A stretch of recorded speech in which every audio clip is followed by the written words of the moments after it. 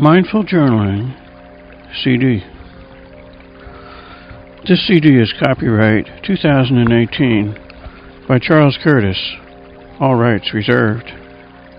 This is a self-help CD designed for normal people with normal problems of living. If you are experiencing overwhelming feelings or thoughts, consult a licensed medical or mental health practitioner. Let me introduce myself. I'm a board-certified hypnotist, affiliated with the National Guild of Hypnotists, and a certified instructor for the National Federation of NLP. I've been doing stress management consulting since 1983, and am currently in private practice as a hypnotherapist and stress management consultant. I have a general hypnotherapy practice in Reading, Pennsylvania, and also see clients at a group counseling practice in Bethlehem, Pennsylvania, that specializes in pain management, sexual issues, and trauma. Over the years I have been doing this, I have been doing a deep dive into all of the specialized knowledge available about the mind-body interface. I have gotten so good at helping clients reduce stress and achieve greater peace of mind that I have been asked to run trainings in this information for other professionals. And so, since 2005, I have been offering a 48-week class to medical and mental health professionals and other interested persons in basic and advanced hypnotherapy, NLP, that's neuro-linguistic programming, and stress management consulting. You can find out more information about me on the website 4dcounseling.com. That's the digit 4, the letter D, and the word counseling, followed by .com, where my training and experience are listed on the providers page. I have been doing meditation on a daily basis since the 1970s. When I learned meditation while stressing out in graduate school in chemistry, then dropped out of school to spend 2 years in an ashram, I ended up meditating an hour in the morning and an hour in the evening every day for all the years since then. This daily meditation practice has been a rock of Gibraltar for me, which has caused my life to be much more peaceful and healthy than it would have been otherwise. Because of the very high stress level in our culture, I have been very happy about the explosion of interest in mindfulness meditation in the general population in the last couple of years.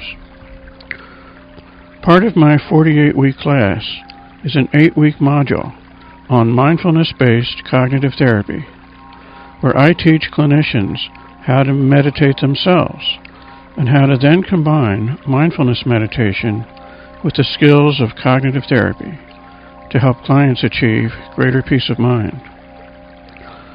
Not only has it helped me achieve greater personal peace, but my evolving meditation practice has helped me eliminate a number of health issues from which I suffered earlier in life. Such problems as yearly allergy attacks in the spring and chronic sinusitis are completely gone, as are the chronic migraines I used to suffer from. It's been 40 years since I had a migraine or any other kind of headache for that matter, and I am very grateful for that indeed. I have used meditation and other healthy living habits to help maintain good health, and as a result I have only had to see a regular medical doctor twice in the last 43 years, once for appendicitis and once to remove impacted earwax. On those few occasions when my body has manifested a symptom of some sort, I have been able to return to health utilizing meditation-based mind-body methods. So I can personally attest that meditation as the basis of a lifestyle has real, tangible results. And I am so happy to go into drugstores now and see multiple publications on mindfulness meditation available to the general public as a modality to improve health. Because of my background, I know that there are many more meditations besides mindfulness meditation. and many more ways to practice mindfulness meditation than the most common form of meditation on the breath. A typical mindfulness training, such as that found in mindfulness-based cognitive therapy, includes training in the body scan and how to do breath meditation for 3 minutes, 15 minutes, and 45 minutes. Mindfulness trainers and publications like Mindful Magazine will then tell you to learn to do everything in your life mindfully, such as cooking, eating, movement like Tai Chi or Qigong, other forms of exercising, your job, child rearing, etc. But one form you don't hear about, and which is one of my favorite forms of mindfulness, is mindful journaling. Most people don't know much, if anything, about journaling. So what is journaling anyway? What are its benefits? And how is mindful journaling different from regular journaling? Journaling is the practice of recording daily observations about your life in some form. Traditionally, journals have used a handwritten format, but these days many choose a digital format. The most well-known journal format is a diary, which is simply a list of what you did today, coupled with any observations you choose to include. But did you know that many people journal for self-help, therapy, or spiritual development? Mindful journaling can be employed in all three areas. And you guessed it. Mindful journaling is, well, journaling done mindfully. What's the big deal? Well, I'll bet you didn't know that journaling has been studied extensively in the psychological sciences. There, it is called expressive writing, and has been the subject of hundreds of scientific studies.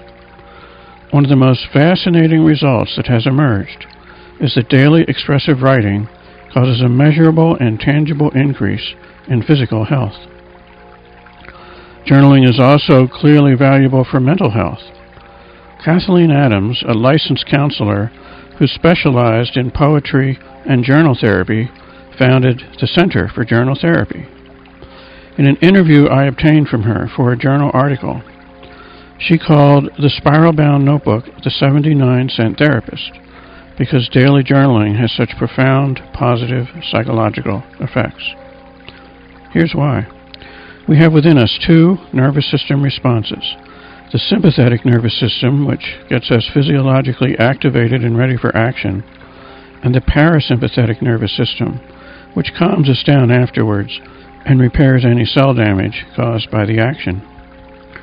When an emergency happens, the sympathetic system goes into full emergency mode, called the fight-or-flight response.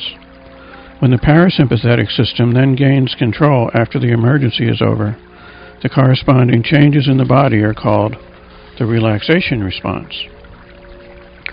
An old brain structure called the limbic system, which all lower animals have, all the way down to the lizards, contains the amygdala, which triggers a hypothalamic pituitary adrenal response when the brain detects that an emergency is happening. Adrenaline, noradrenaline, and cortisol are all released to mobilize the body for emergency action. Their combined effect is to increase blood sugar, increase heart rate, increase how much the heart squeezes with each beat, called contractility, shrink blood vessels, which raises the blood pressure, and relax the smooth muscles in the airways to improve breathing. When it is in that emergency mode, this lizard brain hijacks the body's resources, shutting down all non-essential systems until the emergency is over. This includes the gastrointestinal system, the reproductive system, and the immune system. If we keep getting triggered into emergency mode, as happens with people who live with chronic stress, all of these systems can get out of balance. A frequent outcome of this out-of-balance condition is that we can develop a chronic illness. Since we all break at our genetic weak points, different people will develop different illnesses in response to the same stress. And if you're already sick, any illness that you already have is frequently made worse by stress. For example, Herbert Benson, MD, a Harvard cardiologist and researcher, estimates that the vast majority of illnesses we experience are due to unhandled stress. including heart disease, high blood pressure, anxiety and depression, insomnia, back and other pains, headaches, phobias, infertility, menopausal symptoms, nausea, migraines, rheumatoid arthritis, angina pectoris, other heart disorders, and many more. He has developed ways to induce the relaxation response that cause these illnesses to roll back and often disappear. And he cites recent genetic research that shows that stress changes how your genes express in your body, with relaxation training causing the genetic conditions that favor cancer to change into the genetic conditions that favor recovery from the cancer. And you don't have to develop a major illness for stress to be affecting your health. For example, in the short term, someone under stress often doesn't feel like eating. And if the stress is continuous over time, can develop gastrointestinal problems such as indigestion, constipation, diarrhea. Continued stress can become the distress of irritable bowel syndrome, and learning how to relax can roll it all back. Similarly, it's harder for the female body to conceive a child when the woman is under stress, because having a child is not important when an emergency is going on, so the blood chemistry favors survival over conception.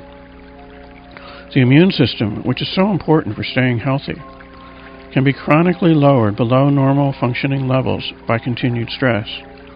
This leaves us open to health issues like colds and other opportunistic infections. More seriously, problems like certain kinds of tumor growth can occur, which the immune system would have been able to inhibit if it was functioning at full capacity. The bottom line is that once the body is in emergency mode, normal functioning is put on hold until the emergency is over. If the person is chronically in emergency mode, chronic health problems are on the way. Again, each person breaks at his or her own genetic weak point, which is why we end up with different kinds of stress-related illnesses, including the family illness. Long story short, stress is at the root of many chronic health issues, and stress reduction can therefore have a huge impact on both short-term and long-term health outcomes. If the stress is sufficiently relieved, the disease can be rolled back, often into complete remission.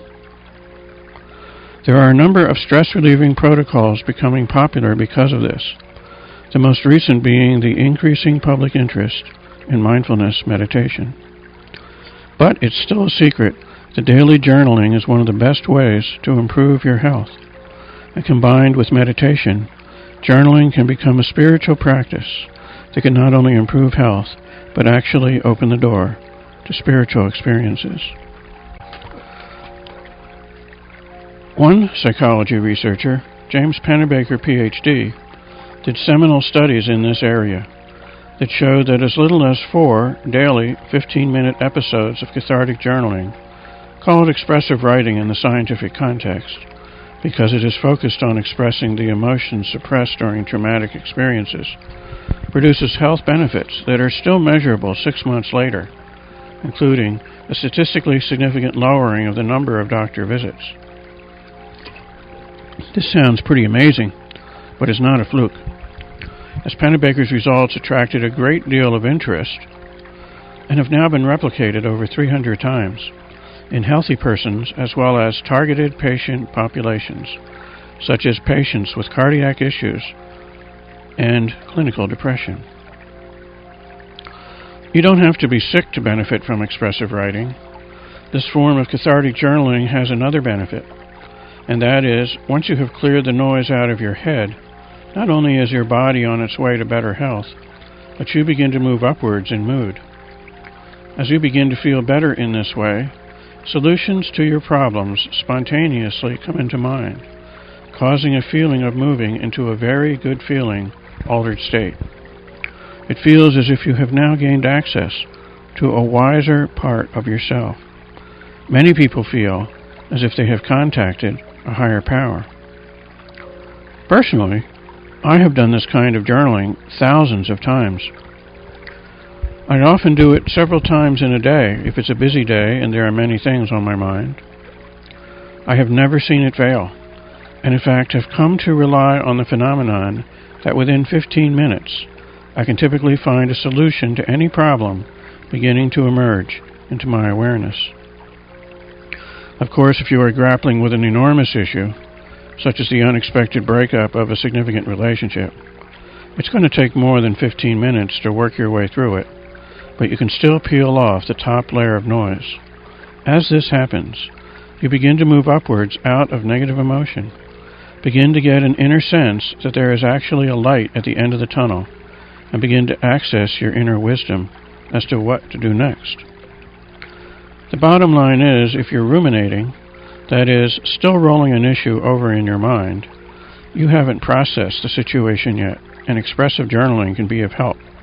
It will not only help you feel better emotionally, but you will then get a feeling of relief as you shift from problem consciousness into solution consciousness.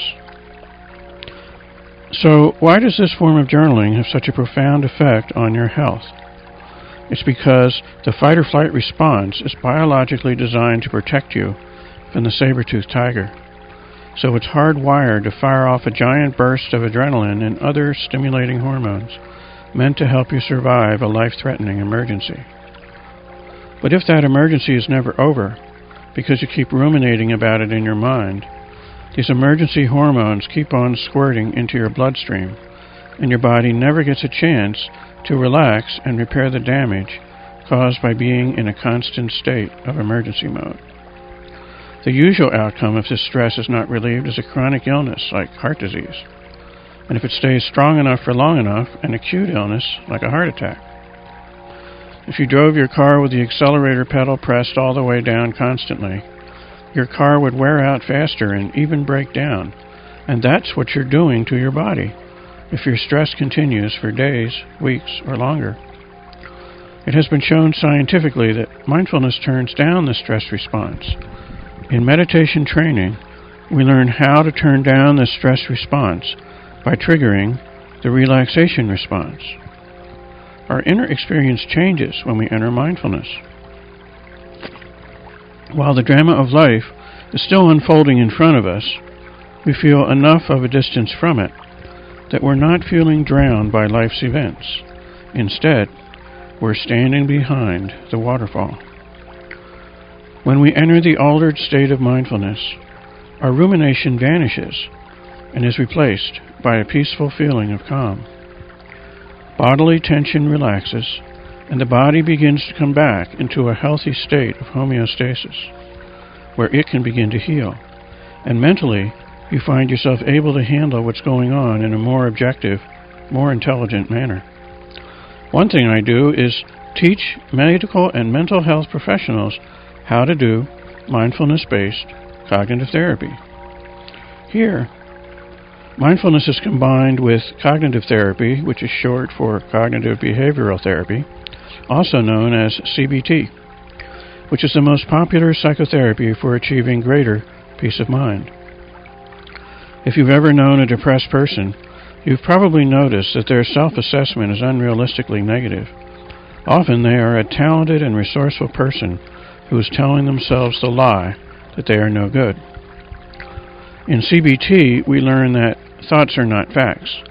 That is, just because you are thinking that thought, such as, I'm no good, and feeling the feeling of depression and worthlessness that comes with that thought, it does not make that thought or feeling true in any way. But it sure feels true, because the hormones are distorting your perception. Here, you are not attacking somebody else, as the fight-or-flight response was designed to do. Here you are attacking yourself by overreacting to something in your world, by telling yourself you are a no good person and that there is nothing to live for, which is why those who are severely depressed can commit suicide. In CBT, this distorted self-assessment is called a cognitive distortion, and the aim of CBT is to replace that distorted assessment with a more realistic assessment that feels much better when you think it. A cognitive distortion is always linked with an upsetting emotion. This bad thought/bad feeling combination is fueled by the fight-or-flight response, which, because it is hormone-based, makes it seem as if this unrealistic self-assessment is actually true. Unfortunately, because fight or flight is designed to deal with emergencies, it puts you in a state of mind where the person you are upset with feels like the enemy. Because fight or flight hormonally convinces you that a life-threatening emergency is happening, it makes you feel justified in committing violent action. It makes you, in that moment, capable of hurting, killing, or destroying the other person, if not with action, then with words. While you are in the grip of this insanity, you may physically or emotionally hurt your spouse or children, commit a sexual assault, or participate in a violent action such as mob violence, and feel, at least in that moment, completely justified in the harm you have caused. All violence is caused by this hormone-fueled flood of neuropeptides linked to "I must hurt, kill, or destroy to save myself" thoughts and behaviors that seem reality-based in the moment, but never actually are. As the famous Buddhist monk Thich Nhat Hanh wrote so eloquently in his book, Peace is Every Step, if humankind is ever to become more peaceful, we have to get the violence out of our thinking, both individually and collectively. To do this, we have to, number one, drop out or fight or flight, so the violence-inciting hormones are no longer circulating in our bloodstream. And then, number two, replace this with a calm, peaceful state of mind, where the chemical soup in our body is health-giving, and the solutions we come up with are constructive and nurturing.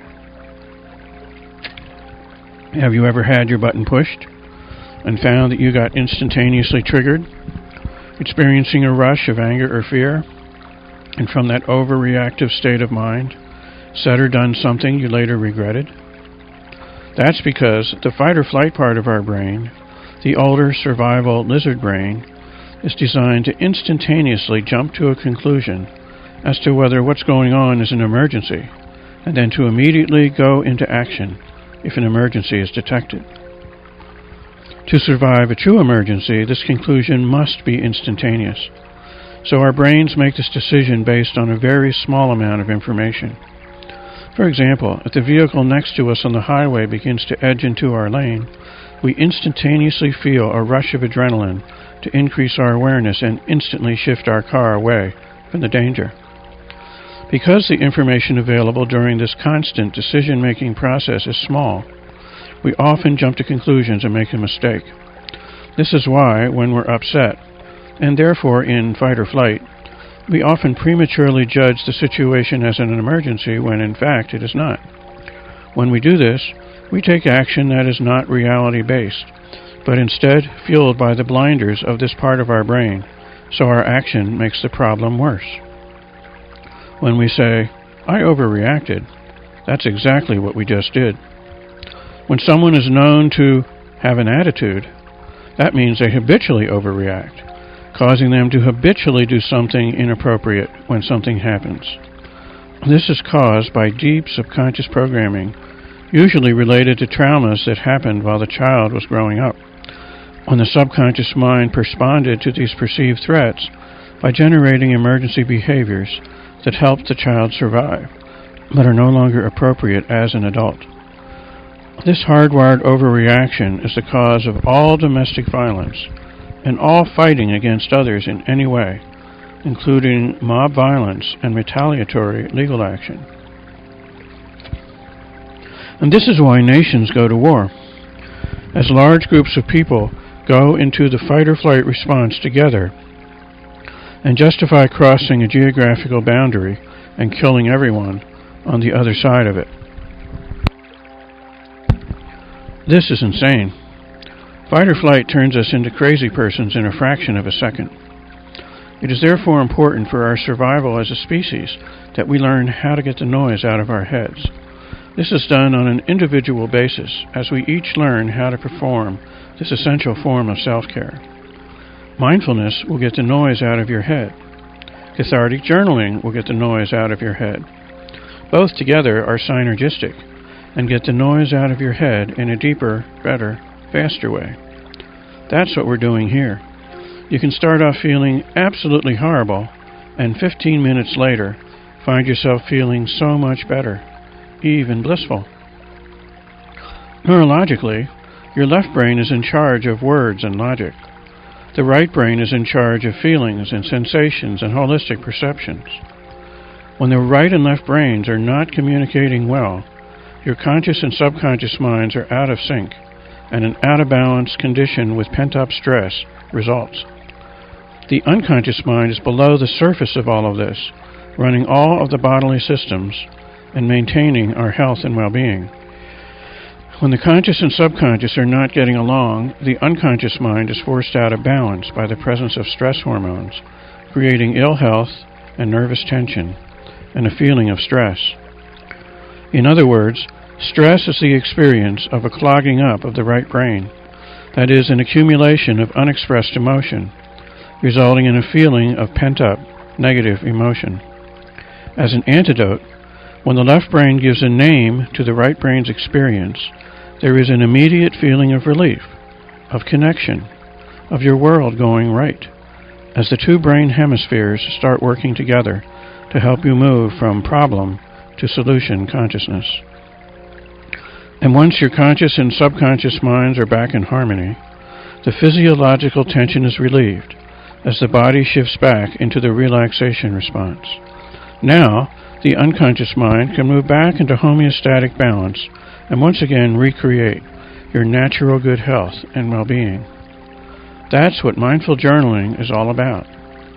Mindfully giving a name to your experience in a way that brings peace and greater health at both the physical and mental levels.